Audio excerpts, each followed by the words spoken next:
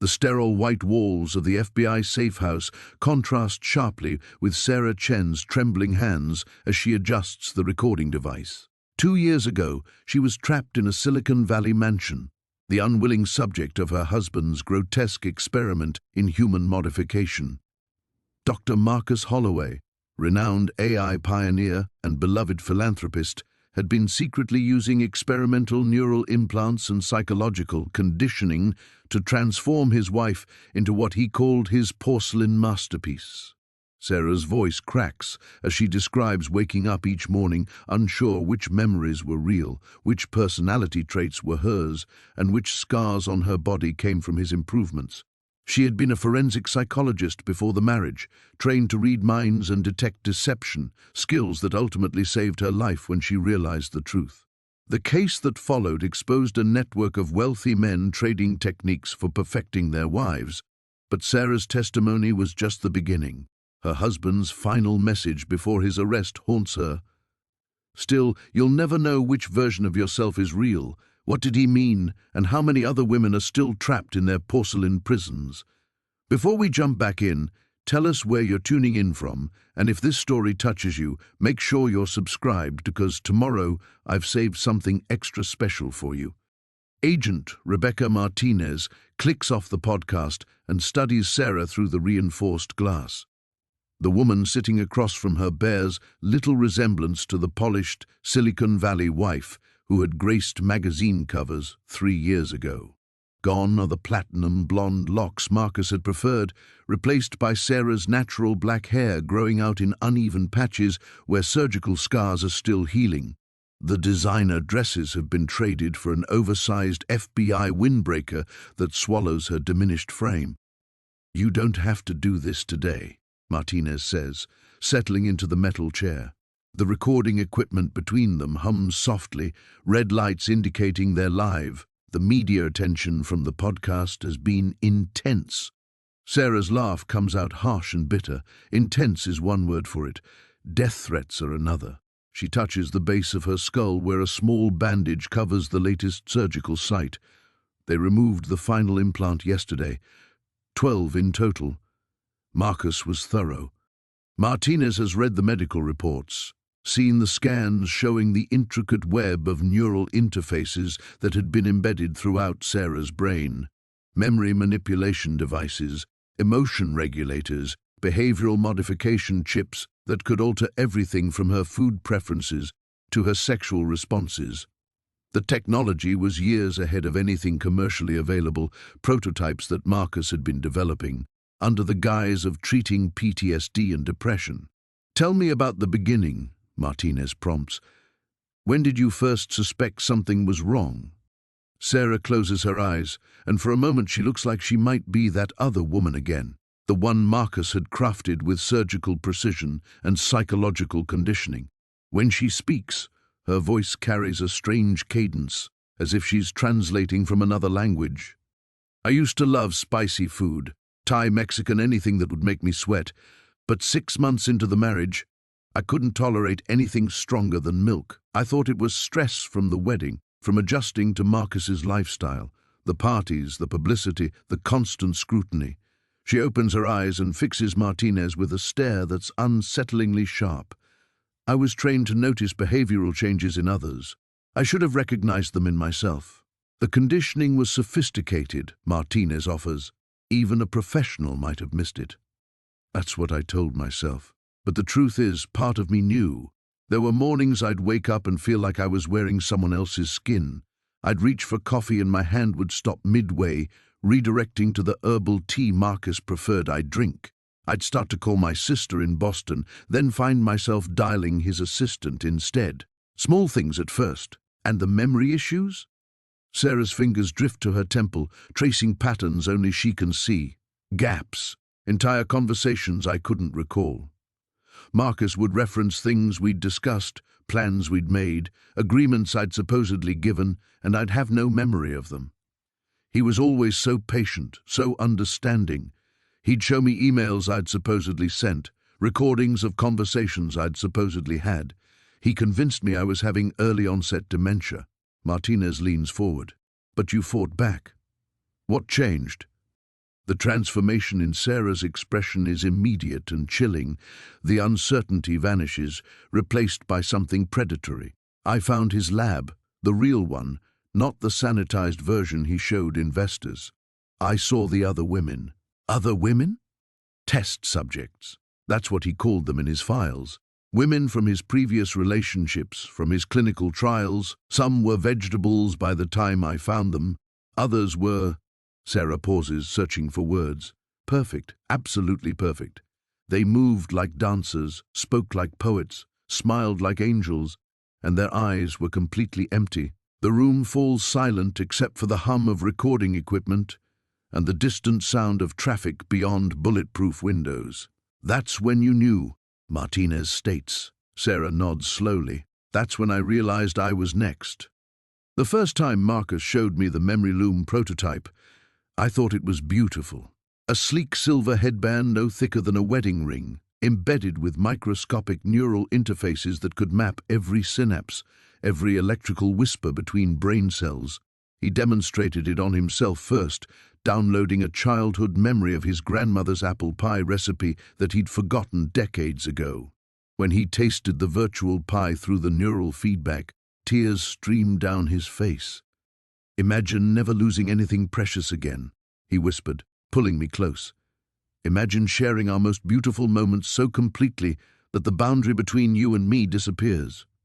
I was 26 then, fresh out of graduate school with a degree in bioethics that suddenly felt quaint compared to the revolutionary technology my fiancée was creating. The media called him the next Steve Jobs, but Marcus Holbrook was something else entirely, a man who wanted to rewrite the fundamental architecture of human consciousness. The headaches started 3 months after our wedding. At first, they were minor inconveniences. I'd wake up disoriented, unsure if I'd dreamed something or lived it. Marcus would find me standing in our kitchen at dawn, staring at the coffee maker as if I'd never seen one before. He'd wrap his arms around me from behind, his voice gentle but firm. "You've been pushing yourself too hard with the wedding planning stress," he'd murmur into my hair. "Remember what Dr. Vance said about your anxiety episodes? You need to trust the process." Dr. Vance. Another name that felt both familiar and foreign, like a word spoken in a language I'd once known but couldn't quite recall. The sessions with her were always scheduled during my afternoon gaps of confusion, those strange hours where time seemed to skip like a damaged recording. I'd arrive at her office with no memory of making the appointment, leave with a prescription bottle that materialized in my purse, like evidence of a crime I couldn't remember committing. The medication made everything softer around the edges. Colors bled together like watercolors in rain. My reflection in mirrors became negotiable, shifting between faces that might have been mine or might have belonged to someone else entirely. Marcus would catch me studying old photographs of myself with a puzzled expression. "You look different in pictures," I said one evening, holding up my college graduation photo. He glanced over from his laptop, where lines of code scrolled past like digital DNA. "Photography distorts reality, darling. The camera always lies. What you see in the mirror now, how you feel in your own skin, that's truth." The woman in the graduation photo had wild curly hair and wore bold red lipstick. She looked directly at the camera with eyes that held secrets and stubbornness. I touched my own face, the smooth bob haircut Marcus preferred, the nude lip gloss he'd bought me because natural beauty doesn't need enhancement, and felt like I was touching a stranger. But strangers couldn't be married to Marcus Holbrook. Strangers couldn't have access to his private laboratory, couldn't know that the Memory Loom project had expanded far beyond simple memory recovery. The files I wasn't supposed to see told a different story, test subjects whose personalities had been systematically deconstructed and rebuilt, behavioral modification protocols designed to eliminate what the reports called undesirable traits: independence, skepticism, resistance to suggestion. The night I found those files, I confronted him. "How long have you been using it on me?" I stood in the doorway of his study, trembling with a clarity I hadn't felt in months. The medication bottle sat unopened on my nightstand upstairs, and without its chemical fog, the pieces of my stolen self were beginning to reassemble. Marcus didn't deny it. He simply closed his laptop and looked at me with the same expression he wore when debugging faulty code: patient, methodical, mildly disappointed by an expected glitch. "You were so angry when we first met," he said softly. "So damaged by your childhood, so defensive about everything. I fell in love with the woman you could become, Lily, the woman you were meant to be underneath all that learned trauma and social conditioning. You fell in love with someone who doesn't exist. I created someone worthy of love." He stood, moving toward me with slow, deliberate steps. Every adjustment was made with surgical precision, designed to unlock your true potential. The fear, the insecurity, the need to argue with everything I said, those weren't features of your personality, darling. They were bugs. I backed away, my hand finding the doorframe for support. "You've been erasing me piece by piece. I've been perfecting you." That night, while Marcus slept beside me, I lay awake planning my resurrection. He'd made one critical error in his programming. He'd left intact my capacity to recognize what I'd lost, and that recognition, burning like acid in my reconstructed neural pathways, would become the foundation for everything that came next. The first time I noticed something was wrong, I was standing in our kitchen making coffee, his coffee the way he liked it, though I couldn't remember when I'd learned his preferences so precisely.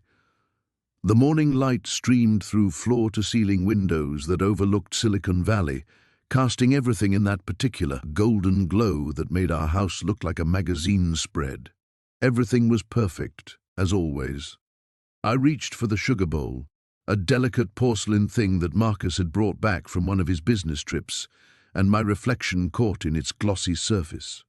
For just a moment, I didn't recognize the woman staring back at me. The features were mine, or were they? The nose seemed different somehow, more refined than I remembered. The lips fuller. Even my hair, falling in soft waves around my shoulders, felt foreign against my neck. "You're perfect," Marcus said from behind me, and I startled, nearly dropping the bowl. He had this way of moving silently through our house, appearing without warning. His arms encircled my waist, pulling me back against his chest, my beautiful wife. I leaned into him because that's what I always did, what felt natural, but something cold crawled up my spine. When had he started calling me that? Beautiful wife, never my name. In fact, when was the last time anyone had used my name? "What are you thinking about?" His voice was soft, concerned, but I felt his body tense behind me. "Nothing important," I said, because that's what I always said. The words came automatically, like a programmed response. His reflection appeared beside mine in the porcelain surface, and I watched his smile, satisfied, possessive. "Good. You know thinking too much gives you headaches." "Did it?" I tried to remember having headaches, but my memories felt strangely fuzzy around the edges, like photographs that had been taken slightly out of focus. I remembered pain, yes, but not the kind that came from thinking. A different kind of pain, deeper and more persistent. "The coffee smells wonderful," Marcus continued, his hands moving to my shoulders, kneading gently. "You're getting so good at making it exactly how I like it, getting good at it." As if I hadn't been making coffee for him for 3 years. As if this was something new I was learning. I turned in his arms, studying his face. Marcus was handsome in that particular Silicon Valley way. Sharp jawline, perfectly styled hair, eyes that seemed to calculate the value of everything they looked at, including me. "How long have we been married?" I asked, the question slipping out before I could stop it. His hands stilled on my shoulders. "What a strange question, darling. Why would you ask that?" I was trying to remember our anniversary date. "October 15th, he said quickly. Too quickly. 3 years ago. You wore that beautiful dress, the one with the pearl buttons." I nodded, but something felt wrong about that too. October in California was still warm, but I had a flash of memory. Cold air, my breath visible in white puffs, the feeling of wool against my skin. A winter wedding, not fall. "Are you feeling all right?" Marcus was studying my face now with that same calculating look. You seem confused. I'm fine, I said automatically. Just tired. Maybe you should rest today. Cancel your plans. What plans? I tried to think of what I had scheduled, but my mind came up empty. What did I do with my days? I must have had friends, hobbies, something that filled the hours while Marcus was at work, but I couldn't grasp onto anything concrete. I don't think I have any plans, I said slowly. Of course you don't. His smile returned, warm and reassuring. You're always here when I need you. That's what makes you perfect. There was that word again, perfect. It should have been a compliment, but it felt like a cage. Marcus's phone buzzed, and he glanced at it with a slight frown. I need to take this call. Why don't you go upstairs and rest? I'll bring your medication up in a few minutes. Medication. I watched him walk away, phone already pressed to his ear, speaking in the clipped, efficient tone he used for business. What medication? For what condition? I climbed the stairs to our bedroom, each step feeling heavier than the last. The room was decorated in soft pastels, pinks and creams and the palest blue, feminine and delicate and nothing like what I would have chosen, though I couldn't remember ever choosing anything else. On the nightstand sat a small pharmacy of bottles, each labeled with my name, though even seeing it written out felt strange, disconnected. Anxiety, depression, memory issues, sleep disorders. When had I become someone who needed so many pills just to function? I picked up one of the bottles, studying the small white tablets inside. The prescription was recent, refilled just last week, but I had no memory of seeing a doctor. Downstairs, Marcus's voice drifted up, talking about neural pathways and memory reconstruction, about perfecting the process. It sounded like work, like the projects his company developed, but something about the words made my skin crawl. I set the bottle down with shaking hands and stared at my reflection in the bedroom mirror, searching for something familiar in the stranger's face looking back at me. The memory comes back in fragments, like broken glass catching light. I'm standing in our marble kitchen, morning sun streaming through floor-to-ceiling windows, when I notice the coffee mug in my hands. It's white porcelain with delicate blue flowers, exactly the kind of thing Elena would love. But I hate floral patterns, always have. I set it down with trembling fingers, the clink against marble unnaturally loud.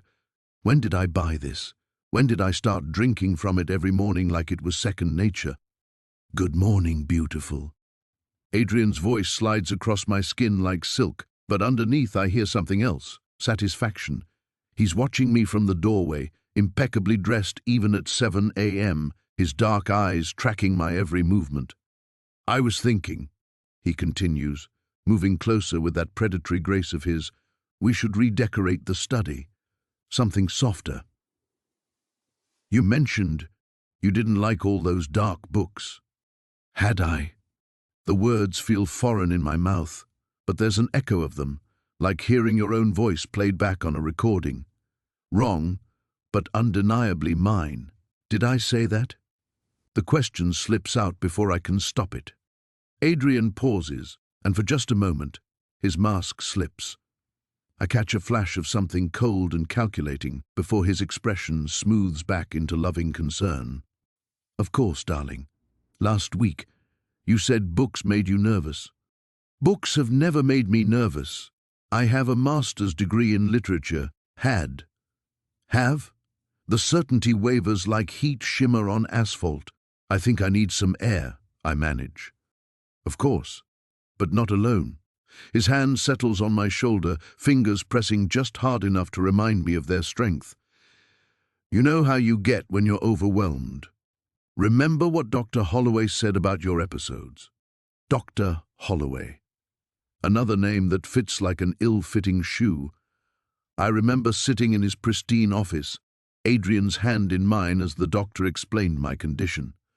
Early onset memory issues, stress-related dissociation, the importance of routine and familiar environments. But the memories feel like watching someone else's life through frosted glass. Maybe just the garden, I whisper. Adrian's smile returns, brilliant and cold. Perfect. I'll have Marcus bring your pills. My pills. Little white tablets that make everything soft and distant. When did I start taking them? The bottle appeared in our medicine cabinet like it had always been there, my name printed clearly on the prescription label, but the handwriting on the signature line doesn't look like mine. In the garden, I find myself gravitating toward the rose bushes, white ones, perfectly maintained by our staff. I reach out to touch a bloom and freeze. These weren't here before. Were they? The space feels wrong, like a movie set dressed to look like somewhere I should recognize. Marcus appears with a glass of water and 2 pills. He's been with Adrian for years, silent and efficient, never quite meeting my eyes. But today, as he hands me the water, our fingers brush and he lingers for just a moment. "Mrs. Cross," he says quietly, glancing back toward the house. "Your roses. You used to grow red ones, out back behind the pool house." The words hit me like a physical blow. Red roses. Yes, I can almost smell them, almost feel the thorns pricking my fingers as I tended them in secret, a small rebellion Adrian never knew about. But when I look toward the pool house, there's only perfect, sterile lawn. "When?" I whisper. "Before your treatment started, before you got sick." Marcus's eyes are kind but frightened. "You made me promise to remember just in case. Said if anything ever happened." "Marcus!" Adrian's voice cuts through the morning air like a blade. He's standing on the terrace, perfectly still, but I can feel his rage from here. "I think my wife needs her rest." Marcus steps back immediately, his moment of rebellion crushed. "Of course, sir. Mrs. Cross, your medication." I look down at the pills in my palm. 2 white tablets that will make everything soft and manageable again, that will quiet the growing scream in my chest as I realize what's been done to me, what's still being done to me. But for the first time in months, years, I don't want the softness. I want the sharp edges of reality, no matter how much they cut. I palm the pills and pretend to swallow, taking a long drink of water while Adrian watches from his perch like a hawk studying prey. When I hand the glass back to Marcus, I catch something in his expression. Hope, maybe, or recognition. "Thank you," I tell him, and mean it. As we walk back toward the house, Adrian's hand possessive on my lower back, I let my mind wander to red roses and the woman who grew them in secret. She's still here, somewhere beneath the layers of pills and gaslighting and careful psychological manipulation. I'm going to find her, and then we're going to burn this perfect prison to the ground. The memory hits me like ice water as I sit in Detective Morrison's sterile interview room, my fingers tracing the edge of the manila folder containing what remains of my documented life. It's fragmentary, like trying to hold mercury, but I force myself to speak. The first time I realized something was wrong, I was standing in our bathroom mirror, and I couldn't remember getting the scar on my shoulder. The words taste bitter. When I asked Marcus about it, he smiled that patient smile and said I'd always been forgetful, that I'd fallen down the stairs 6 months earlier. Morrison leans forward, his pen hovering over his notepad. "But you didn't remember falling?" I didn't remember anything about it. Not the fall, not the pain, not the hospital visit he claimed we'd made. I closed my eyes, willing the fragmented images to coalesce. That's when I started writing things down. Small things at first, what I ate for breakfast, conversations we had, my thoughts before bed. I hid the notebook in my jewelry box. "Did your husband find it?" "Eventually, but not before I documented 3 months of inconsistencies.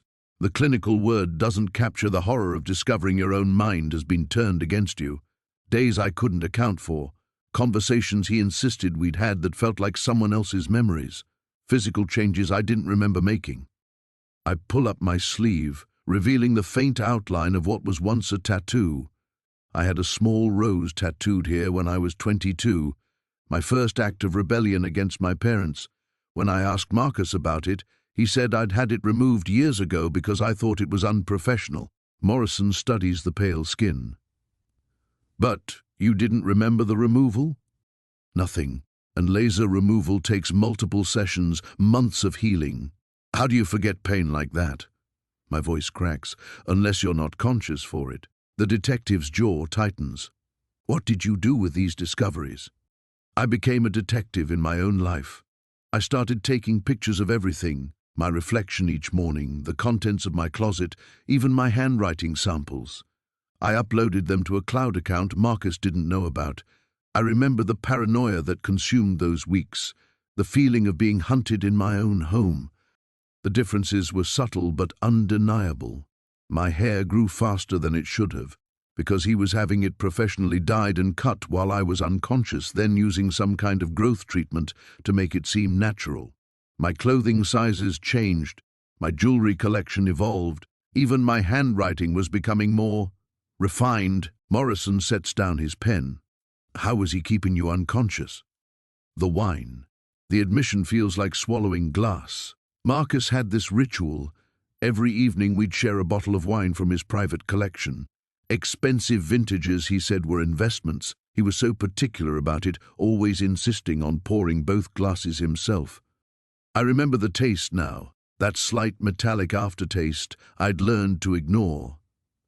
I started pretending to drink while actually disposing of it, spilling drops into plants, excusing myself to the bathroom and pouring it out. Within a week, the blackouts stopped. That's when you started seeing the real scope of what he was doing. The real scope was impossible to comprehend. My hands shake as I reach for the water cup. I set up a hidden camera in our bedroom using an old phone. What I captured. I have to pause, breathe through the nausea. He would wait until I was unconscious, then bring in a team. Doctors, stylists, technicians. They worked on me like I was a mannequin. The footage had been horrifying in its clinical precision.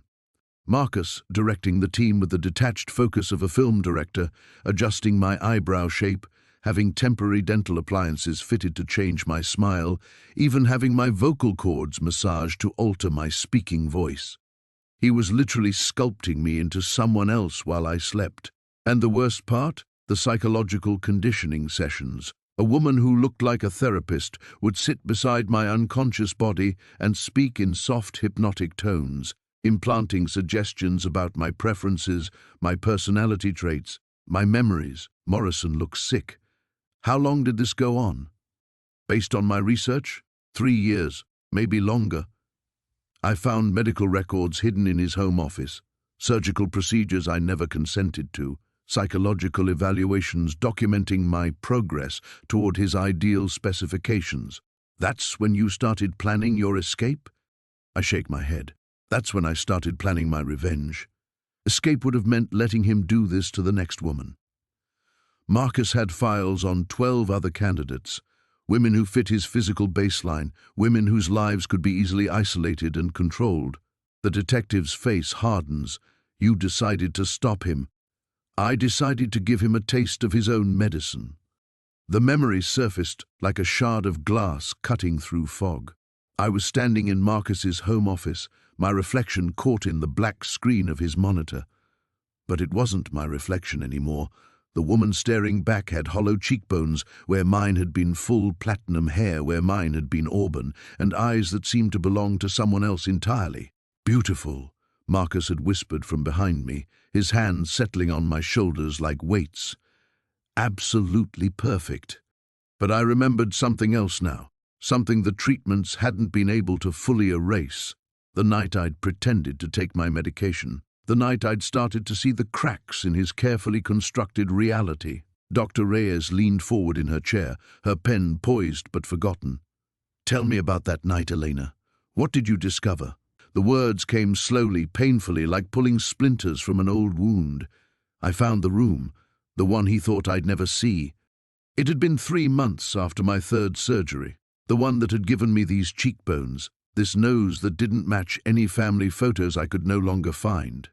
Marcus had been in his study, immersed in some acquisition deal that had him on calls until past midnight.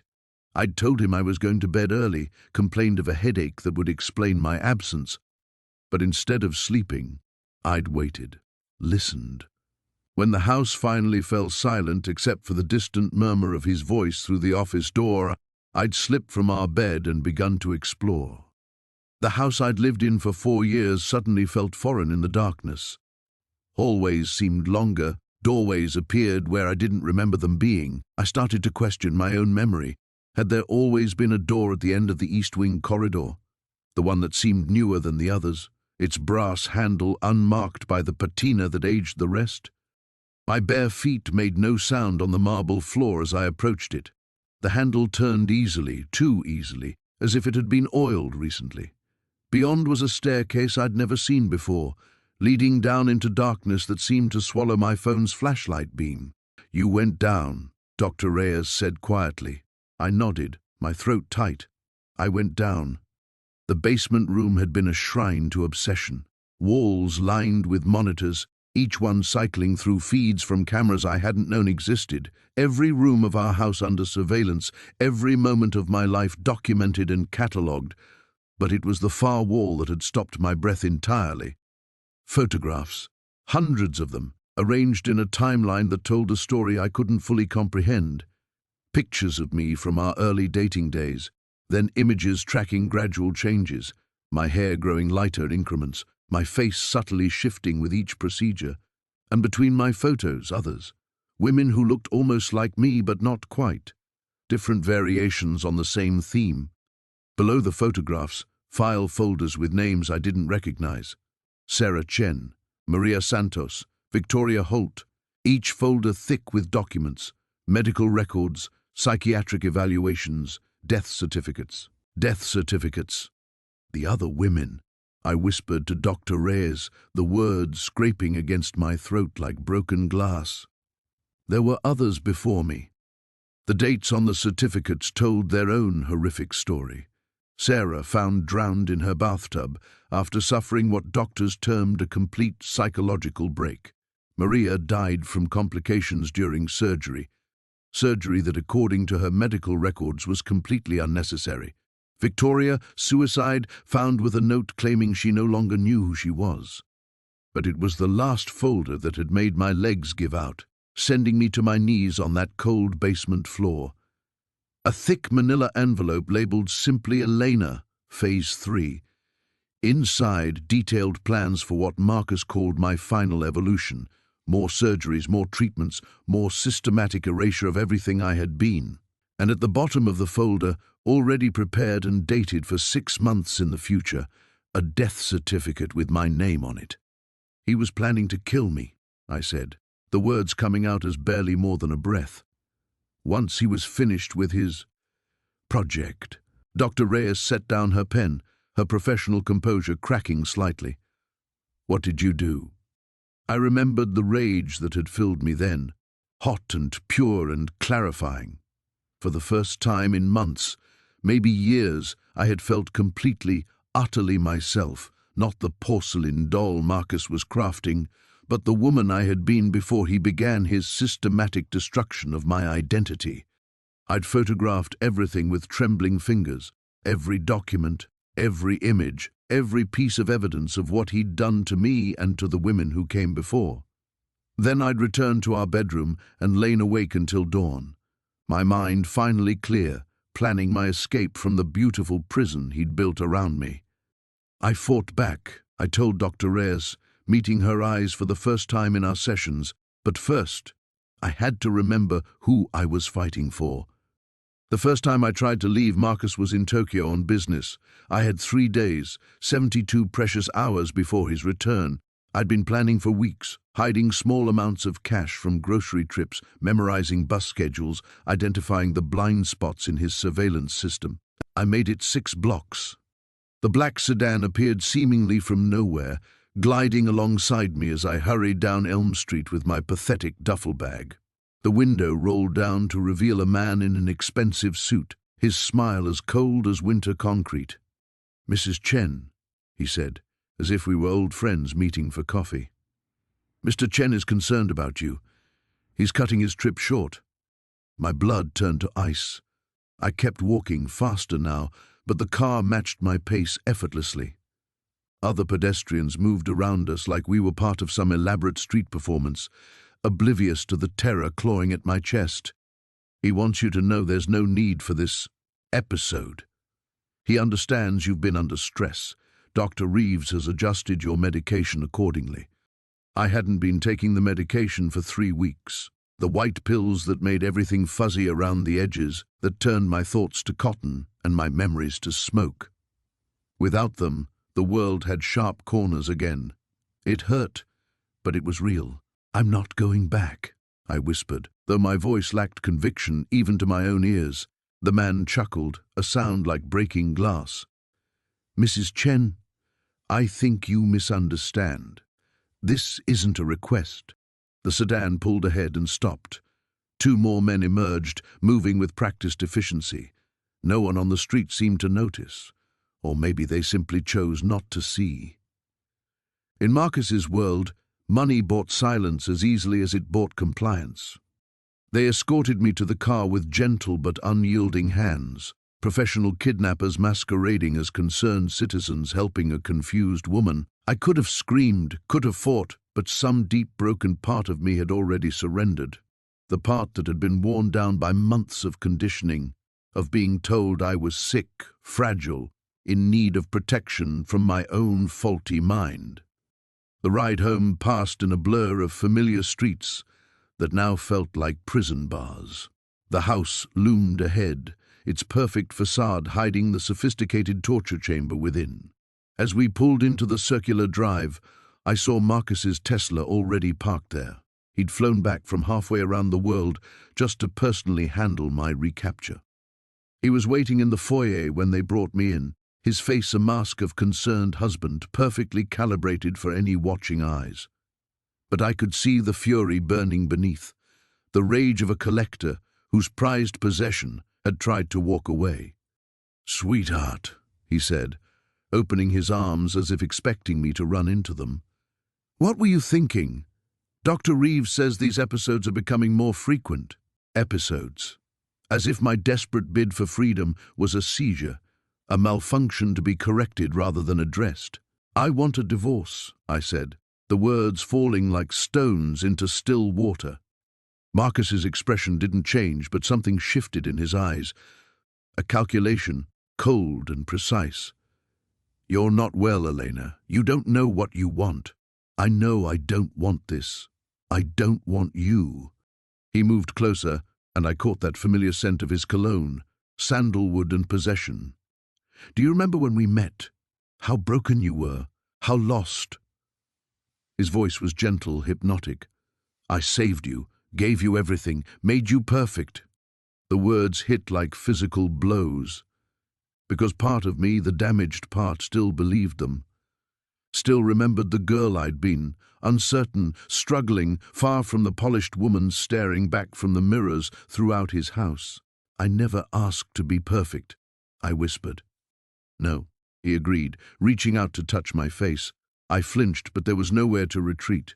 "You asked to be loved, and I loved you so much I made you into everything you could be, everything we both needed." His thumb traced my cheek, and I realized I was crying. When had that started? "Dr. Reeves is upstairs," he continued. "She's prepared a new treatment protocol, something to help with these rebellious thoughts you've been having." Terror shot through me like electricity. New treatment, new medications. How much of myself would be left after this adjustment? How much more of Elena could be stripped away before there was nothing left but Marcus's perfect porcelain doll? But as he led me toward the stairs, his hand firm on my elbow, I felt something I hadn't expected. Beneath the fear, beneath the despair, a small flame of anger flickered to life. He'd made one crucial mistake in his rush to retrieve his wayward possession. In those 6 blocks of freedom, breathing unfiltered air and making my own choices, I'd remembered something vital. I'd remembered how to hate. The medical records arrived on a Tuesday morning, delivered by a courier who made me sign 3 different forms before handing over the sealed envelope. My hands trembled as I broke the wax seal. Even now, months after escaping, I couldn't shake the paranoia that Adrian was watching, tracking every move I made. Dr. Sarah Chen had risked everything to smuggle these documents out. Inside the envelope were photocopies of files I'd never seen before, documenting procedures I couldn't remember. The clinical language made my skin crawl. Subject exhibits satisfactory response to memory modification protocol. Facial reconstruction healing within normal parameters. Personality integration showing 89% compliance with desired specifications. I wasn't a patient in these records. I was a project. The photographs were the worst part. A progression of my face over 3 years, each image showing subtle changes. My nose, gradually refined. My cheekbones, slowly resculpted. My eyes, the shape altered through procedures I'd been told were for migraine relief. By the final photo, I looked like a stranger wearing my own skin. But it was the psychological evaluation reports that made me understand the true scope of Adrian's manipulation. Dr. Martinez, the psychiatrist I'd trusted, had been documenting my treatment for what she called identity dysphoria, a condition that, according to these notes, didn't exist in any legitimate medical literature. She'd been drugging me with experimental compounds designed to make me more suggestible, more compliant. The basement room suddenly felt too small, the walls closing in. I needed air, needed space to process what I was reading. But as I stood to leave, another document caught my eye. A contract, signed in handwriting I recognized as my own, though I had no memory of writing it. I, Catherine Walsh, do hereby consent to participate in the identity reconstruction protocol, understanding that this experimental treatment may result in permanent changes to my physical appearance, memory, and personality. I acknowledge that I am entering this program voluntarily to address my severe psychological instability and request that my husband, Adrian Walsh, be granted full medical power of attorney during my treatment. The signature was mine. The date was just 2 months after our wedding. I stared at the document until the words blurred together. Had I really signed this? The handwriting looked right, but something felt wrong about the rhythm of the letters, the pressure of the pen strokes. I grabbed a pen and wrote my name on the back of the envelope, comparing the 2 signatures. Close, but not identical. Someone had forged my consent. My phone buzzed. A text from Detective Rivera. "Can you come in today? We have some questions about the financial records." The police station was a maze of beige walls and fluorescent lighting that made everyone look slightly ill. Rivera led me to the same conference room where I'd first told my story, the one with the broken blinds that cast prison bar shadows across the table. "We've been digging into your husband's business dealings," Rivera said, spreading files across the table. "Turns out the identity reconstruction protocol wasn't just about you. Walsh Technologies has been developing this technology for years, with backing from some very interested parties." She showed me corporate documents, email chains, financial transfers. Adrian hadn't just been experimenting on me, he'd been perfecting a system. The ultimate goal was to license the technology to governments, to corporations, to anyone willing to pay for the ability to reshape inconvenient people into compliant citizens. "We think you were the prototype," Rivera continued, "the proof of concept. If he could completely remake his own wife without detection, imagine what that technology would be worth to the right buyers." The room spun around me. I gripped the edge of the table, trying to anchor myself to something solid. All this time I'd thought I was just a victim of a controlling husband. But I was something worse. A test subject in a program designed to erase human autonomy itself. "There's more," Rivera said gently. "We found communications suggesting other test subjects, women who disappeared, whose families thought they'd simply left or had breakdowns. We think Adrian may have been practicing on them before he perfected the process on you." I thought about Dr. Chen, about her terror when I'd asked for help. How many others had she treated? How many women had walked into Adrian's web and emerged as hollow shells of themselves? "We need your help to stop this," Rivera said. "You're the only one who survived with enough memory intact to testify. But it won't be easy. Adrian's lawyers are already claiming you're an unreliable witness, that you re-suffering from the very psychological instability he was trying to treat." I looked at the documents spread across the table, at the evidence of systematic dehumanization disguised as medical treatment. Part of me wanted to run, to disappear into a new identity, one I chose for myself this time, but running wouldn't stop Adrian from perfecting his protocol on other women. "What do you need me to do?" I asked. Rivera smiled grimly. "Help us bring down a monster." The mirror in Dr. Chen's office reflected a stranger's face back at me. 3 weeks of reduced medication had begun to lift the pharmaceutical fog, and with each passing day, fragments of myself emerged like photographs developing in a darkroom. My cheekbones seemed sharper somehow, my eyes less glassy. Even my posture had changed. I no longer carried myself like a porcelain figurine afraid of breaking. "Tell me about the night you fought back," Dr. Chen said, her pen poised over her notepad. We'd been building toward this moment for weeks, circling around it like vultures waiting for the right thermal. I pressed my palms against my jeans, real denim, not the silk and cashmere prison uniforms Marcus had preferred. It started with a phone call. Someone called the house looking for Elena Vasquez. Who was Elena?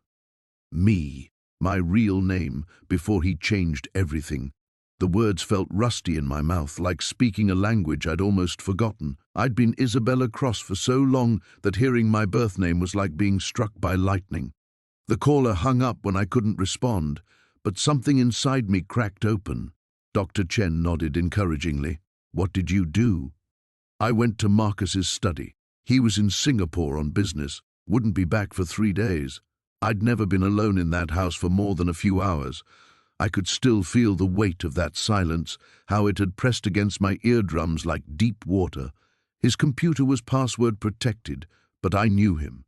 Everything he loved was about control, precision, perfection. The password was my birthday, Isabella's birthday, not Elena's. The irony still burned. Even his security was another way of claiming ownership over my reconstructed identity. His files were meticulous.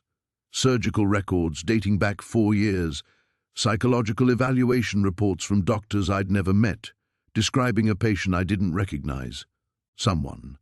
Unstable, delusional, requiring extensive intervention. But the worst part was the video logs. My hands began to shake, and I gripped the arms of Dr. Chen's chair. She waited patiently, understanding that some truths needed to be excavated slowly, carefully. He recorded everything, every procedure, every therapy session, every conversation. Hundreds of hours of footage showing my transformation in time-lapse horror. I watched myself disappear and someone else take my place. I saw him coaching me, training me like a pet, rewarding compliance with affection and punishing resistance with isolation and increased medication. The memory of that night felt surreal, like watching someone else's nightmare. I'd sat in Marcus's leather chair for 6 hours, absorbing the magnitude of what he'd done to me. The systematic erasure hadn't been gradual mental illness, as I'd been led to believe. It had been deliberate, calculated, documented. But then I found something else. A folder labeled Previous Projects. Dr. Chen's pen stopped moving. Previous projects. I wasn't the first.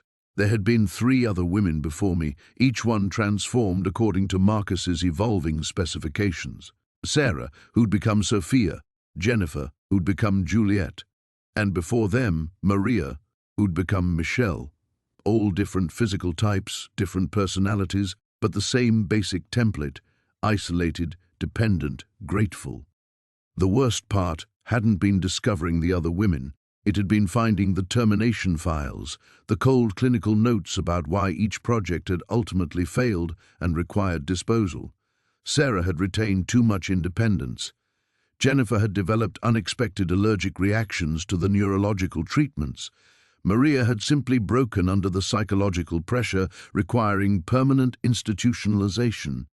I realized I was just his latest prototype, and when he grew bored or I proved inadequate, I'd be terminated too, disappeared.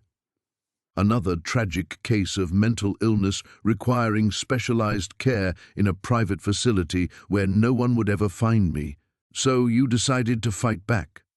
"I decided to survive." The distinction mattered. Fighting implied anger, passion, emotion. What I'd done had been colder than that, more calculated. I'd learned from the master himself. I spent the next 2 days preparing. I copied everything to secure servers, established new identities, moved money to accounts he couldn't trace. And I began documenting my own story, creating an insurance policy. When Marcus returned from Singapore, I was waiting for him in his study. For the first time in 4 years, I looked him directly in the eyes without submitting or flinching. I told him I knew everything, about Elena, about the other women, about the real purpose of my treatments. How did he react? He smiled. That's what I'll never forget. He actually smiled, like I was a child who'd finally learned to tie her shoes. He said he was proud of how much stronger I'd become, that this was exactly the kind of spirit he'd been trying to cultivate. He wanted to celebrate my breakthrough with champagne. I paused, remembering the chill that had run down my spine in that moment. Marcus hadn't seen my awakening as rebellion or threat. He'd seen it as the next phase of his experiment, another variable to control and manipulate. That's when I understood that reasoning with him was impossible. You can't negotiate with someone who sees you as an object. The surveillance footage from that night told a different story than what I remembered. Detective Chen played it for me 3 times, her finger hovering over the pause button as she watched my face for reactions I couldn't control. There I was on the screen, walking through Marcus's smart home like I owned it. Not the tentative, frightened woman I believed myself to be, but someone purposeful, dangerous even. The timestamp showed 11:47 p.m., but I had no memory of being awake at that hour. According to my recollection, I'd taken my usual sleep medication and gone to bed at 9. "You seem to know exactly where you're going," Chen observed, replaying the segment where I moved directly to Marcus's private study without hesitation. No fumbling for light switches, no uncertainty about the door code I shouldn't have known. The woman on screen, me, though she felt like a stranger, entered the code with practiced efficiency. 8 digits that meant nothing to my conscious mind, yet my fingers had moved across the keypad like they'd done it 1,000 times before. "I don't remember any of this," I whispered, but the words felt hollow even to me. "Memory's a funny thing," Chen said, "especially when someone's been messing with it as long as your husband has. Sometimes the real you finds ways around the artificial barriers." Inside the study, security cameras captured me accessing Marcus's personal computer. Again, no hesitation with passwords. I watched myself navigate through files with the confidence of someone who belonged there, someone who knew exactly what they were looking for. Then the footage jumped. A gap of 17 minutes where all cameras simultaneously malfunctioned, something that should have been impossible in Marcus's meticulously monitored home. When the feed resumed, I was in the hallway outside Marcus's bedroom, and I was no longer alone. Marcus stood in the doorway, very much alive despite what the official reports would later claim about his time of death. He was speaking, gesturing, but the hallway cameras had no audio. His body language read as agitated, possibly angry. Mine remained perfectly calm. "What happened during those 17 minutes?" Chen asked. I stared at the screen, willing myself to remember. There was something there, scratching at the edges of my consciousness like a buried memory trying to surface. The taste of copper pennies, the sound of glass breaking, the smell of, "I need some air." I stood abruptly, the metal chair scraping against concrete. Chen didn't stop me from leaving the interrogation room, but I felt her eyes following as I walked into the hallway.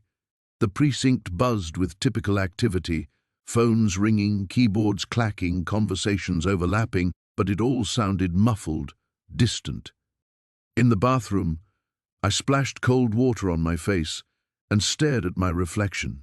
The woman looking back had Marcus's preferred features: the surgically narrowed nose, the subtle lip enhancement, the eyebrows shaped into perfect arches that bore no resemblance to my natural ones. But something else looked different now. The expression, maybe. The way I held my shoulders. Or perhaps I was finally seeing what had always been there, hiding beneath the carefully constructed facade.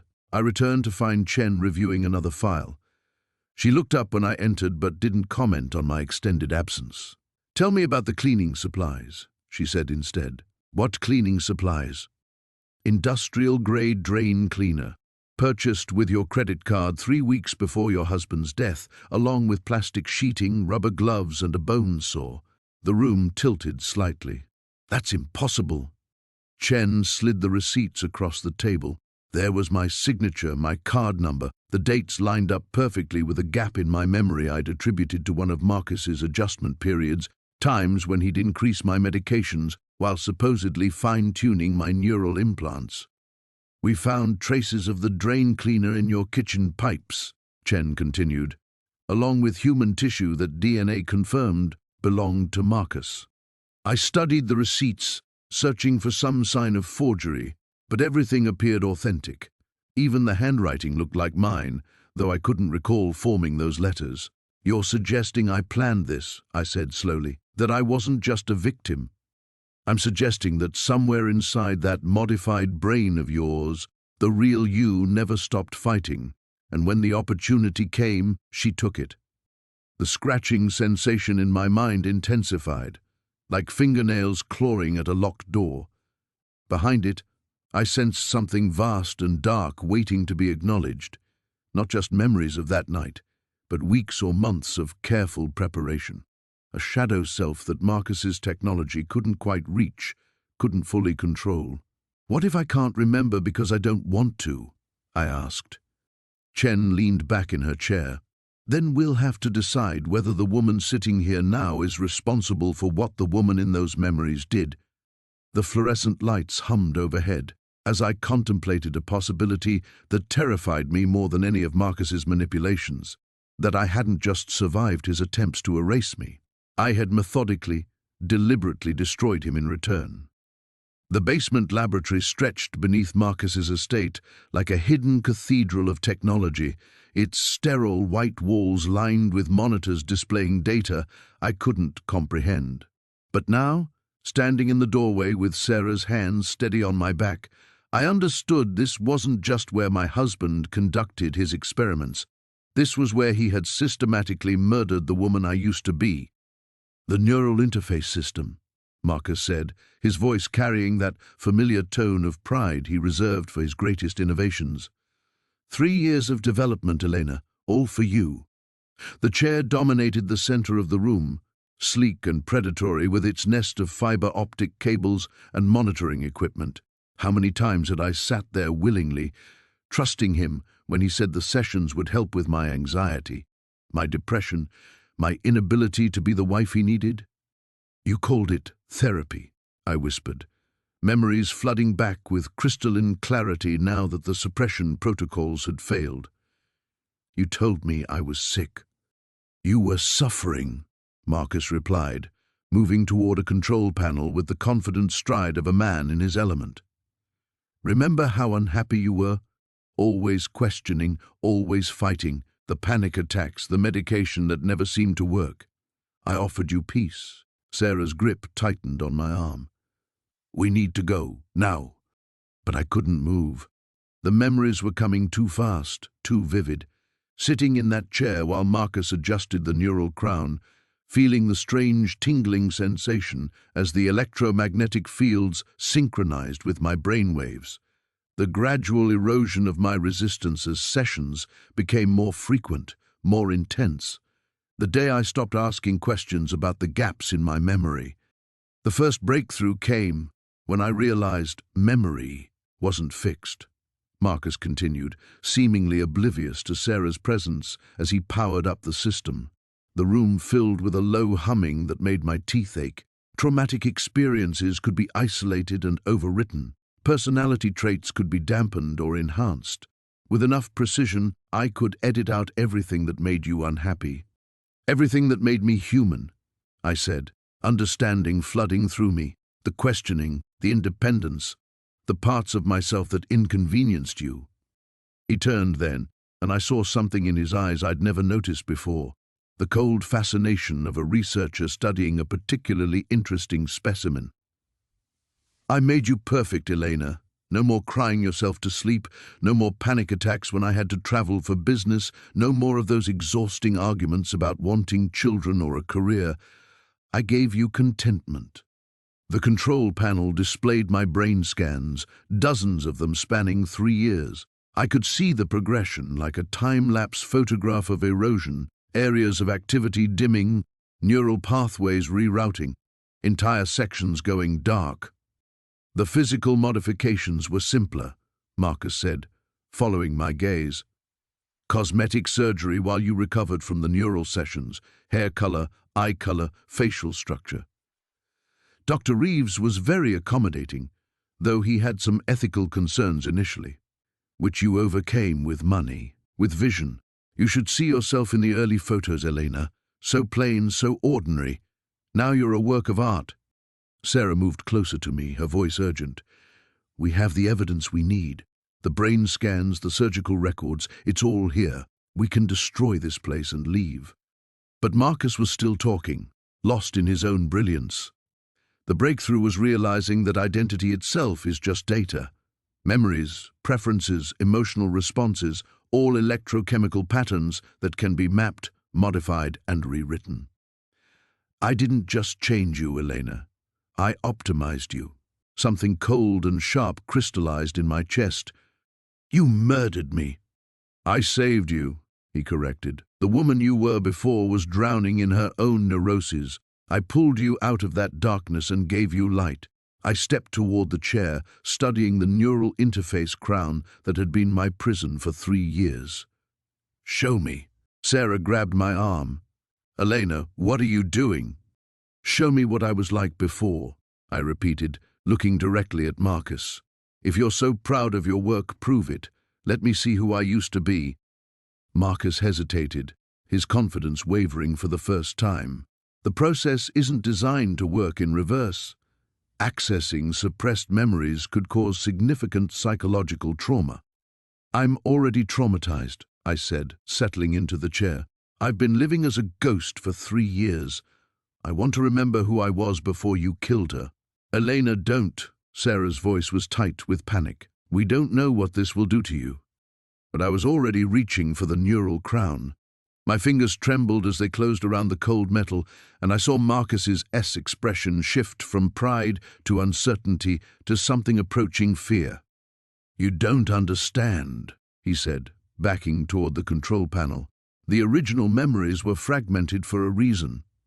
Some experiences are too painful to integrate safely. I placed the crown on my head and felt the familiar tingle of activation. Then, let me decide what I can handle. Elena, my name, I said, meeting his eyes as the system powered up around me, was never Elena. The recording device sat between us like a loaded weapon, its red light blinking steadily as Detective Morrison leaned forward. I could see the skepticism in her eyes beginning to crack, replaced by something that looked like horror mixed with fascination. You're telling me that your husband had the technological capability to alter memories? She asked, her pen hovering over her notepad. That sounds like science fiction, Mrs. Chen. I pulled out my phone and scrolled to the folder I'd labeled Evidence. Marcus had been so confident in his control over me that he'd never bothered to secure his personal files properly. That arrogance had become his downfall. 3 years ago, Marcus partnered with a neuroscience startup called Meridian Labs, I said, sliding the phone across the table. They were developing targeted electromagnetic therapy for trauma patients. The idea was to help people with PTSD by dampening specific traumatic memories. Detective Morrison studied the screen, her frown deepening as she read the technical specifications and trial results. The FDA approval process was taking too long for Marcus's taste, I continued. So he moved the entire operation to a private facility.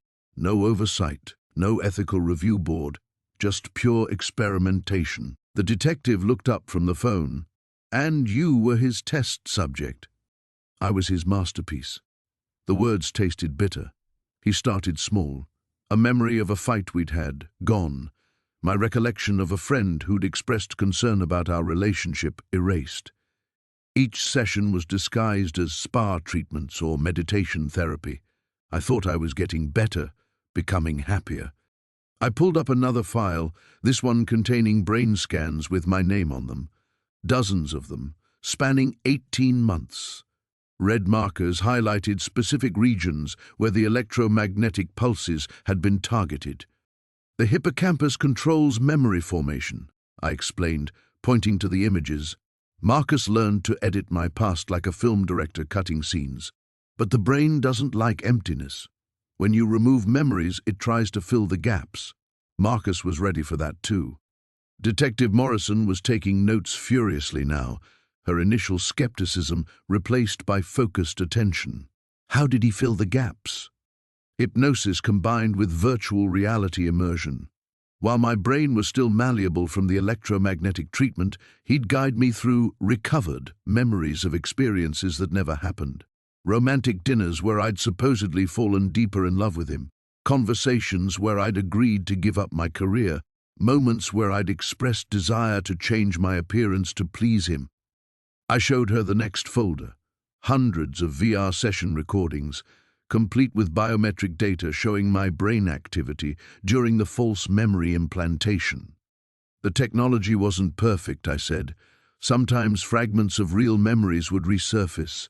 I'd get flashes of my old self, my actual past. Marcus called these glitches and would schedule immediate correction sessions. Jesus Christ!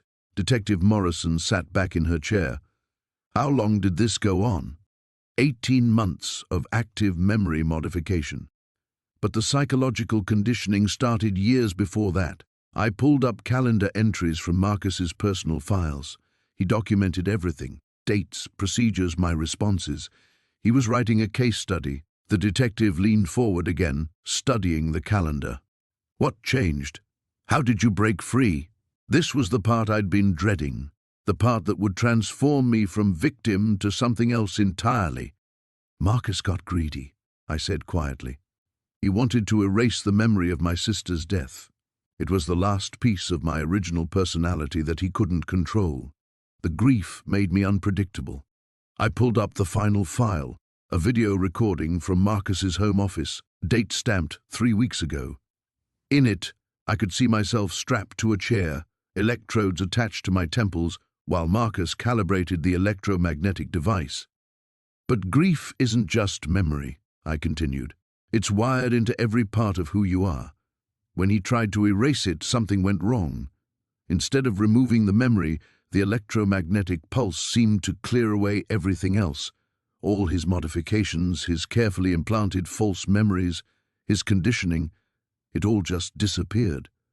On the screen, my recorded self suddenly went rigid and began screaming, not in pain but in rage, pure, unfiltered fury as 18 months of stolen identity came flooding back. I remembered everything, I said, watching Detective Morrison's face as she absorbed the implications. Every session, every lie, every piece of myself he'd stolen. But more than that, I remembered who I used to be. The detective paused the video just as my recorded self broke free of the restraints with a strength that seemed to surprise even me. What happened next, Mrs. Chen? I met her eyes directly, no longer the frightened victim who'd walked into the station 3 hours ago. I became someone Marcus never planned for, I said. Someone who remembered exactly how his technology worked. Someone who understood his vulnerabilities better than he understood them himself. The recording device continued blinking, capturing every word. The safe house felt like a different kind of prison. All beige walls and government-issued furniture that smelled of disinfectant and fear. Agent Martinez had promised me protection, but I could see the doubt creeping into her eyes with each passing day. 3 weeks of debriefings, and still no concrete evidence that would hold up in court against someone like David. "Tell me again about the basement laboratory," she said, her pen poised over a legal pad that had grown thick with notes and crossed-out sections. "The equipment you described, it's sophisticated, expensive. There would be records, purchases, installations." I closed my eyes, trying to summon details that felt increasingly fragile, like watercolors left in the rain. The neural interface crown was custom-built, silver and white, connected to servers that hummed constantly. There were screens everywhere, showing brain scans, memory maps.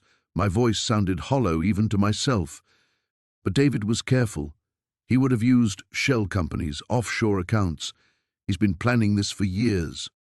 Martinez's phone buzzed. She glanced at it, and I caught the flicker of frustration that crossed her face. The tech team swept your house again yesterday. No hidden rooms, no laboratory.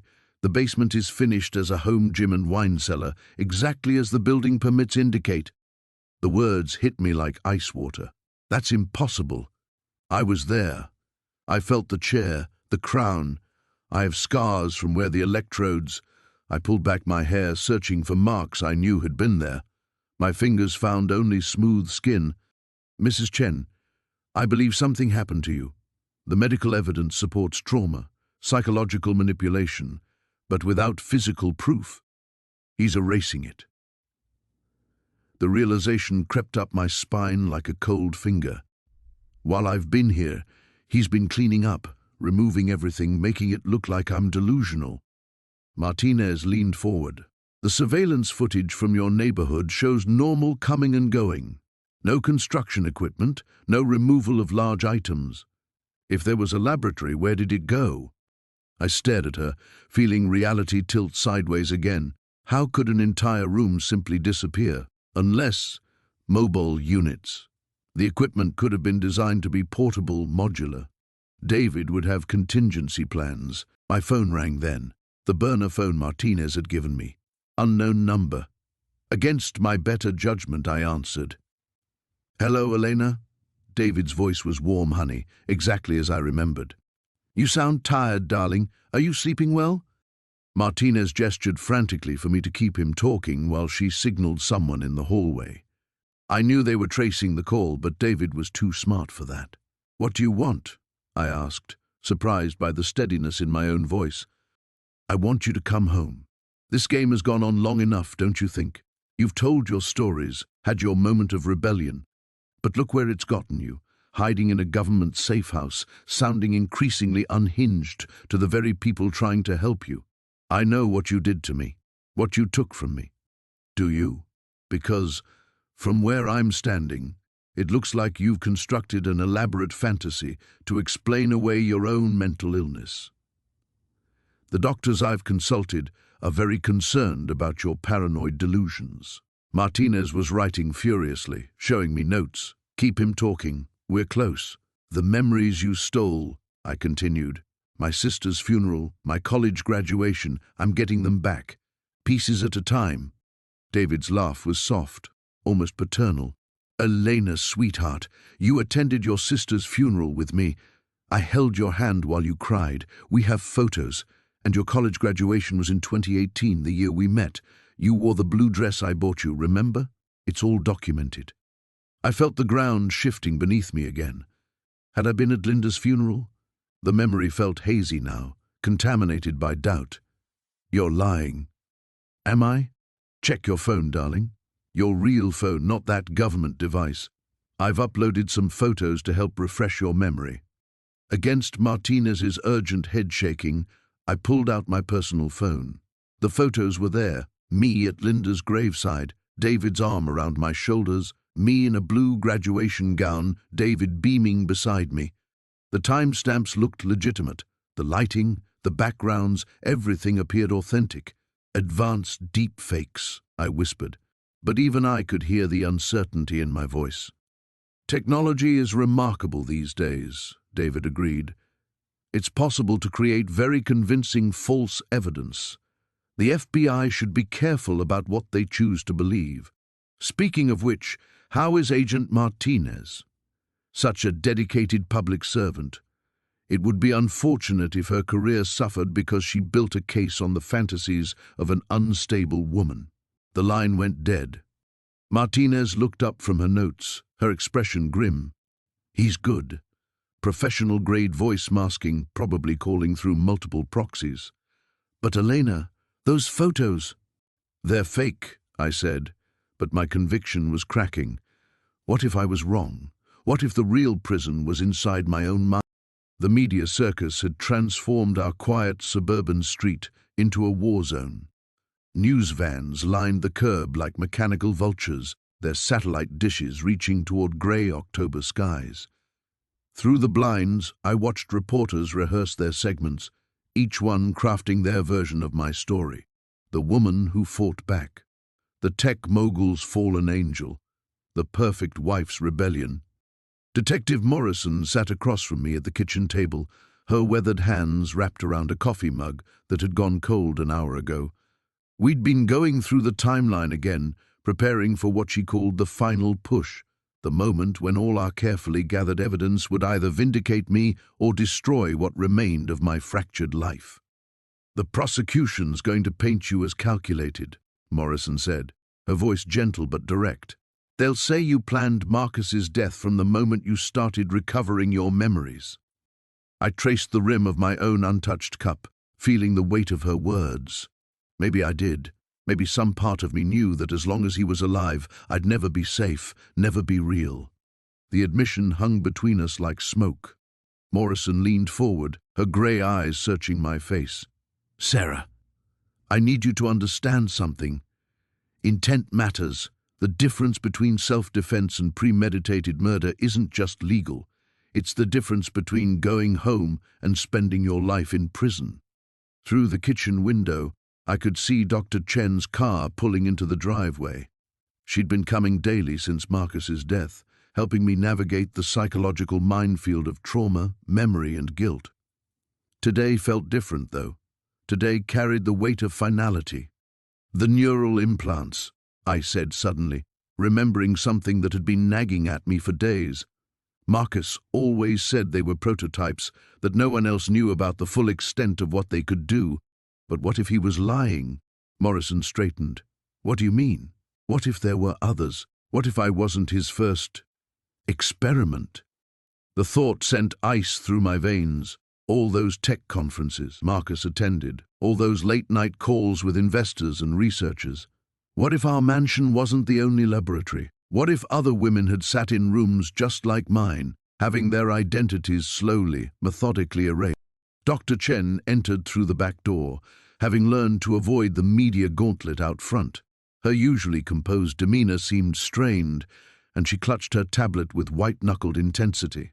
"We need to talk," she said without preamble. "All of us." Morrison gestured to the empty chair. "What is it, Doc?" Chen sat down heavily, her fingers trembling as she opened her tablet. "I've been analyzing the data from Sarah's neural scans, comparing them with the technical specifications we recovered from Marcus's lab. There's something I missed before, something that changes everything." My heart began to race. "Changes everything how?" "The implants weren't just recording and manipulating your memories," Chen said, her voice barely above a whisper. "They were transmitting them. Everything you experienced, every emotion, every thought, it was all being uploaded to a server somewhere." Morrison leaned forward sharply. "Are you saying someone else has access to Sarah's memories?" "I'm saying someone else was watching, in real time." Marcus wasn't working alone. The kitchen seemed to tilt around me. All those moments I thought were private, my growing awareness, my desperate attempts to hold on to fragments of my true self, even the night I finally fought back. None of it had been private at all. Someone had been watching me like a specimen in a petri dish. Who? The word came out as a croak. Who was watching? Chen scrolled through data that looked like hieroglyphics to me. The signal was encrypted, routed through multiple servers. "But there's a pattern here, a signature that suggests—" She paused, her face going pale. "Suggests what?" Morrison demanded. "The technology, the specific neural pathways being targeted. This is Synaptic Solutions' proprietary system, but it's been modified, enhanced beyond anything they've published in their research papers." My blood turned to ice water. Synaptic Solutions was Marcus's company's biggest competitor. Their CEO, Elena Vasquez, had been Marcus's partner in graduate school before they'd had some kind of falling out. She'd attended our wedding, smiled and offered congratulations, while her eyes held secrets I'd been too naive to recognize. "Elena knew," I whispered. "She knew what Marcus was doing to me, and she was—" "What?" "Taking notes." Morrison was already reaching for her phone. We need to trace those servers, get warrants for Synaptic Solutions databases. If you're right, this goes way beyond a domestic violence case. But I was thinking about something else entirely. Elena had called me 3 days after Marcus's death. A condolence call, she'd said, offering support during my difficult time. Her voice had been so smooth, so sympathetic, so knowing. She's not just watching, I said, the realization hitting me like physical blow. She's planning to continue his work. The courtroom felt smaller than it had weeks ago, the walls seeming to press inward as Marcus took the witness stand. I watched him settle into the chair with that familiar controlled grace, his hands folded precisely in his lap. Even now, facing federal charges for technological assault, identity theft and conspiracy, he maintained the composed demeanor that had once made me feel so safe. Sarah Chen rose from the prosecution table, her movements deliberate. She'd warned me this would be the hardest part, watching Marcus defend himself, hearing him twist our story into something unrecognizable. "Mr. Blackwood," Sarah began, her voice cutting through the hushed courtroom. "You've heard extensive testimony about your treatment of your wife. How do you respond to these allegations?" Marcus turned slightly toward the jury, that practiced smile playing at the corners of his mouth. "I'm devastated that Elena has chosen to reinterpret acts of love as acts of cruelty. Everything I did was to help her overcome severe psychological trauma." The words hit me like physical blows. I gripped the wooden bench behind me, feeling Dr. Reeves's hand settle gently on my shoulder. "You're saying the memory modification procedures were therapeutic?" Sarah pressed. "Absolutely." Marcus's voice carried that tone I remembered so well, patient, reasonable, slightly condescending. "Elena came to me broken. She'd survived a horrific accident that left her with debilitating PTSD, severe depression, and recurring nightmares that made normal life impossible. Traditional therapy had failed.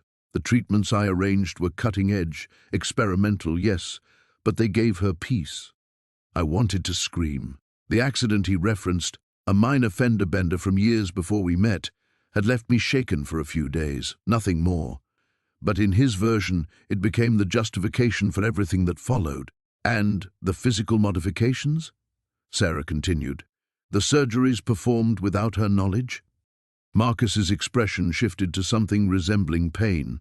Elena had always been self-conscious about her appearance. She'd mentioned wanting changes, smaller features, lighter hair. When she was under sedation for the neural procedures, I thought I was trying to give her the confidence she'd always wanted. The lie was so smooth, so believable, that for a moment I almost doubted my own memories. Almost. But then I remembered the woman in the mirror after that first procedure, the stranger's face staring back at me, and the absolute terror I'd felt. "Mr. Blackwood, the prosecution has presented evidence of monitoring equipment throughout your home, tracking devices, isolated computer systems. How do you explain this?" "Security measures," Marcus replied without hesitation. "Elena's condition made her unpredictable. She'd had several episodes where she'd harm herself, disappear for days. The monitoring was for her own protection." I closed my eyes, remembering those desperate escape attempts he was reframing as mental breakdowns. The times I'd tried to leave and found all the doors locked, the credit cards cancelled, my identification missing. Sarah moved closer to the witness stand.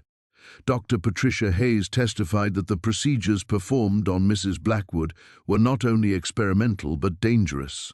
"Were you aware of the risks?" For the first time, Marcus hesitated. It was barely perceptible, a slight tightening around his eyes, but I caught it. Dr. Hayes was overly cautious. The potential benefits outweighed any minimal risks. "Minimal risks?" Sarah's voice sharpened. "Memory fragmentation, identity dissociation, potential permanent cognitive damage. You consider these minimal?" "Elena is fine," Marcus said firmly. "Better than fine. The woman sitting in this courtroom today is stronger, more confident, more capable than the broken person I married. If anything, I gave her the tools to become who she was always meant to be." The casual arrogance of it, claiming credit for my recovery, for my strength, made my stomach turn. He couldn't conceive that I'd found my way back despite him, not because of him. And when Mrs. Blackwood began to resist these procedures, when she started to remember, Marcus's mask slipped slightly. She became unstable, violent. I was concerned for both our safety, concerned enough to increase the dosage of memory suppression drugs. On medical advice, yes. Whose medical advice? Dr. Chen has testified that he was told Mrs. Blackwood was a willing participant in experimental therapy for addiction recovery. He was unaware of the true circumstances. The silence stretched. Marcus's jaw worked silently, and I could see him calculating, searching for the right response. This was the crack Sarah had been looking for, the moment where his carefully constructed narrative began to crumble. I may have simplified the situation for Dr. Chen, Marcus finally admitted. Elena's condition was complex. I was protecting her privacy. By lying to her doctors about her actual condition and the nature of her treatment? Marcus straightened in his chair, some of his composure returning. I was protecting my wife from a medical establishment that would have written her off as incurable. I gave her hope. I gave her a future. As he spoke, his eyes found mine across the courtroom. Even now, even facing the destruction of everything he'd built, he seemed genuinely convinced that he'd saved me. That terrified me more than his anger ever had. The federal courthouse felt like a mausoleum, its marble floors echoing with the weight of testimony that had already shattered lives. I sat in the witness box for the third day, my hands steady now where they'd trembled on Monday. The prosecution had methodically built their case brick by brick. Financial records showing Marcus's purchase of black market memory modification drugs, security footage of the private medical facility, testimony from Dr. Sarah Chen, who'd blown the whistle on the entire operation. But today belonged to Marcus's defense team, and they circled me like sharks who'd caught the scent of blood. Mrs. Hartwell, the lead defense attorney, began, his voice honey-smooth. You've painted quite a picture of my client. A monster, essentially. But isn't it true that you willingly participated in experimental treatments for your mental health issues? I was never told what the treatments actually were, I replied, keeping my voice level. I trusted my husband when he said they would help with my depression. Ah, yes, your depression. He consulted his notes theatrically. Severe enough that you attempted suicide twice before your marriage, correct? The question hit like a physical blow. In the gallery, I caught sight of my sister Emma, her face tight with anger. She'd flown in from Seattle, one of the few family members who'd believed my story from the beginning. Yes, I said quietly. I struggled with mental health issues in my early 20s, and these struggles included periods of dissociation, memory problems, difficulty maintaining relationships. Marcus's lawyer was good, too good. I could see where this was heading, the classic defense of painting the victim as unreliable, damaged goods whose testimony couldn't be trusted. My mental health issues were unrelated to what Marcus did to me, I said firmly. The medical evidence clearly shows— The medical evidence, he interrupted, shows residual traces of compounds that could have been administered for legitimate therapeutic purposes. Dr. Peterson's notes indicate you begged for treatment, that you felt lost, disconnected from yourself. Because he was erasing me piece by piece. The words came out sharper than I intended. I took a breath, found my center. Dr. Peterson was following Marcus's instructions. The therapy sessions were actually memory modification procedures designed to make me more compliant, more like his idealized vision of a perfect wife. Across the courtroom, Marcus sat perfectly still, his face a mask of wounded confusion. He'd maintained his innocence throughout, painting himself as a devoted husband trying desperately to help his mentally ill wife. The performance was flawless. I almost believed it myself. Let's talk about the night you allegedly killed Dr. Peterson, the lawyer continued. You claim self-defense, but isn't it true you'd been planning his death for weeks, that you specifically chose a night when you knew my client would be away on business? My pulse quickened. This was the moment I'd been dreading. The prosecution had prepared me, but living through it was different. Dr. Peterson discovered what Marcus had been doing. I said carefully. He was going to expose everything. When Marcus realized this, he gave Peterson new instructions. The procedure that night wasn't supposed to be therapy. It was supposed to be complete personality erasure. According to who? You were alone with Dr. Peterson when he died. There were no witnesses to this alleged threat. There were recordings. I looked directly at the jury. Marcus documented everything. He was proud of his work, kept detailed records of my progress. The FBI found terabytes of data on his private servers. The lawyer's composure flickered slightly. The digital evidence had been devastating. Videos of procedures, Marcus's personal notes describing me like a lab experiment, even recordings of him explaining his methods to potential investors. Apparently, I hadn't been his only victim, just his most successful prototype. Mrs. Hartwell, the lawyer tried a different approach. You've admitted to having extensive plastic surgery during your marriage. New face, new body, even changed the color of your eyes. These seem like the choices of a willing participant, not a victim. I was drugged during every procedure, I said. The cocktail of medications made me suggestible, compliant. I would have agreed to anything Marcus suggested. That was the point.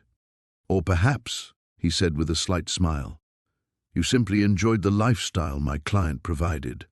The wealth, the status, the transformation into someone beautiful and desired. And when you grew bored, when you wanted more, you manufactured this elaborate fiction to... Objection! The prosecutor was on her feet, argumentative and speculative, sustained. But the damage was done. I could see it in a few jurors' faces. The seed of doubt. The suggestion that maybe I was just another gold digger with an elaborate revenge fantasy. The defense attorney nodded, satisfied. No further questions.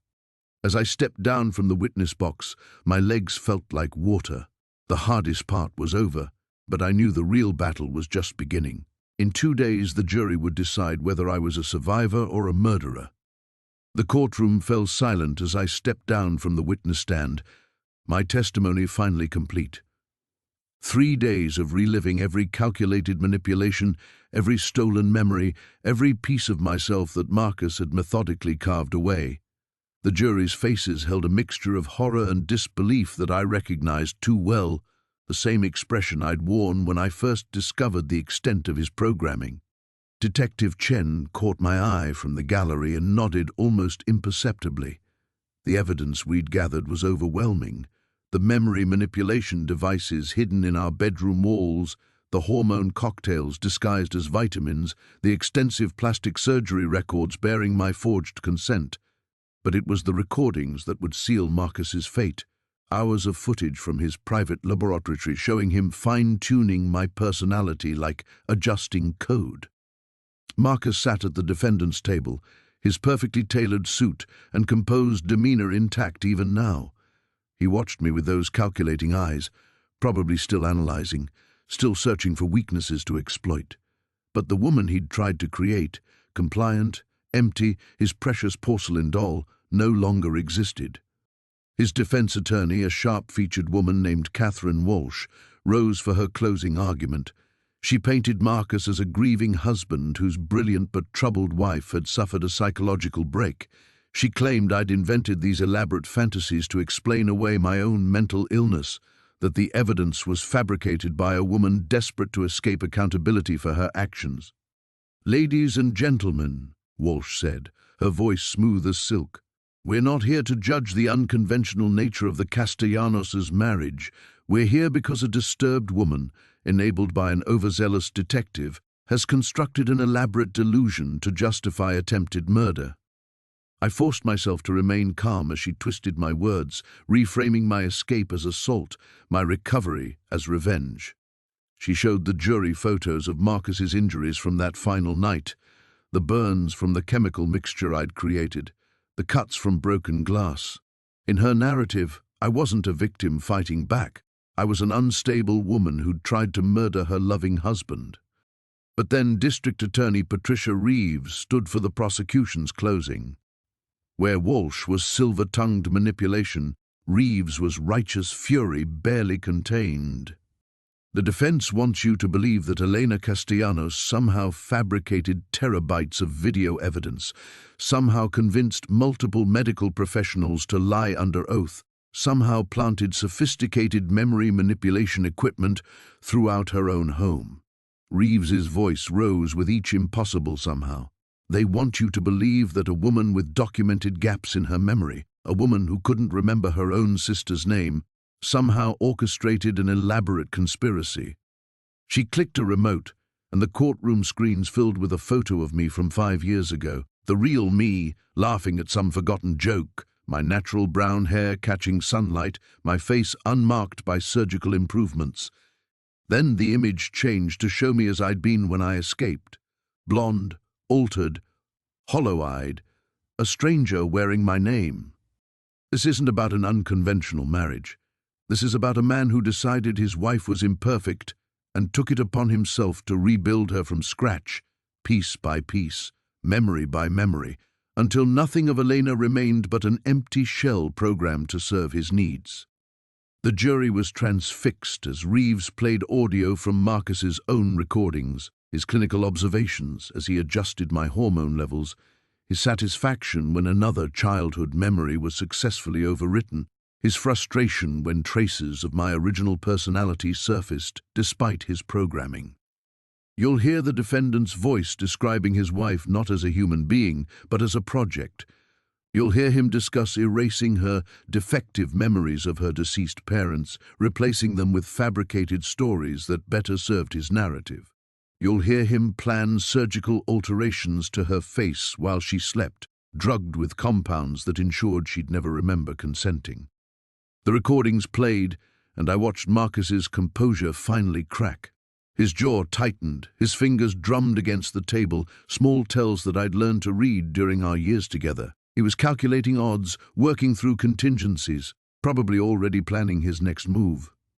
But there would be no next move. When the final recording played, Marcus discussing his plans to upgrade me with more extensive neural modification, I saw something shift in the jury's eyes. The last traces of doubt evaporated, replaced by the same sick understanding that had driven me to fight back that night. Reeves concluded with quiet intensity, Elena Castellanos didn't attempt murder. She performed an act of desperate self-defense against a man who was systematically murdering her identity. The question isn't whether she fought back, it's why it took her so long to realize she had the right to. As the jury filed out to deliberate, I caught a glimpse of my reflection in the courtroom's glass partition. The face looking back was still marked by Marcus's modifications, still bore traces of the woman he'd tried to create, but my eyes were entirely my own again, clear and unafraid. Whatever the verdict, I'd already won the most important battle. I'd reclaimed myself. The courtroom fell silent as I stepped down from the witness stand for the final time. 3 months of testimony, of laying bare every horrific detail of what Marcus had done to me, what I had become, what I had been forced to do. The jury's faces told me everything I needed to know. Marcus sat at the defense table, his empire crumbling around him while he maintained that same cold composure that had once terrified me. Now it just looked pathetic. His lawyers had tried everything, painting me as unstable, claiming I had fabricated memories, suggesting I was the real manipulator, but the evidence was overwhelming. The surgical records Dr. Reeves had secretly preserved, the backup servers containing every session, every violation of my mind, the testimonies from household staff who had witnessed my transformations over the years. Sarah squeezed my hand as I returned to my seat. My sister had never left my side throughout this ordeal, helping me remember who I really was beneath all the layers Marcus had built. Some memories were still fragments. My childhood, my dreams before I met him, the woman I had been planning to become. But they were mine again. Has the jury reached a verdict? Judge Morrison's voice cut through the tension. We have, Your Honor. I closed my eyes, feeling the weight of everything that had led to this moment. The night I had finally fought back. The months of planning, of pretending to be his perfect creation while secretly documenting everything. The USB drives hidden throughout the house. The phone calls to journalists, to investigators, to anyone who would listen. Marcus had underestimated the mind he thought he had completely rewritten. Even erased memories leave traces, like scars beneath new skin, and somewhere in those traces the real Elena had been waiting. On the count of aggravated assault and battery, we find the defendant guilty. Marcus's jaw tightened almost imperceptibly. On the count of unlawful imprisonment, we find the defendant guilty. The catalogue of his crimes stretched on: fraud, conspiracy, violation of medical ethics through his coercion of Dr. Reeves. But those weren't the charges that mattered most to me. On the count of psychological torture and systematic abuse, we find the defendant guilty. I felt something break open in my chest, not painful but liberating, like a dam releasing years of held water. But the verdict I had really been waiting for came last. On the count of murder in the second degree of Elena Chen, we find the defendant guilty. The courtroom erupted. Reporters scrambled for their phones. Marcus's mother sobbed from the gallery. His father stared straight ahead, probably calculating damage to their remaining business interests. Murder. That's what the prosecution had successfully argued, what I had spent months helping them understand. Marcus hadn't just abused me, he had systematically murdered the person I was, replacing her with his artificial construction. The legal precedent was unprecedented, but the evidence was undeniable. And yes, I had killed him back. Not the man sitting at that table. Marcus would live out his days in a federal prison, but I had murdered his creation, the porcelain doll wife he had crafted so carefully. The night I fought back, when I smashed every mirror in that house, when I deleted his backup systems, when I called the police, that's when she died. Judge Morrison was speaking about sentencing, about appeals, about the broader implications for technology and consent.